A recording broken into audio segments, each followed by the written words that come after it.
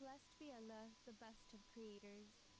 These words from the Holy Quran take on profound meaning when we examine one of the greatest miracles of creation. Béni soit Allah, le meilleur des créateurs. Ces mots du Saint-Coran prennent une signification profonde lorsque nous examinons l'un des plus grands miracles de la création, le développement de l'humain dans l'utérus. L'embryologie moderne est une science relativement récente.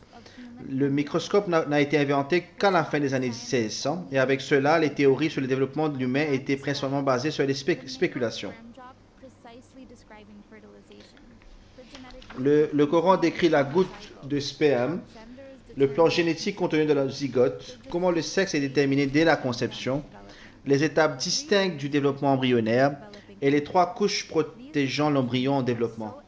Ces descriptions sont si précises que le professeur Ki Elmour, un anatomiste renommé, a été stupéfait par leur exactitude scientifique, affirmant qu'elle ne pouvait pas avoir été connue au 7e siècle.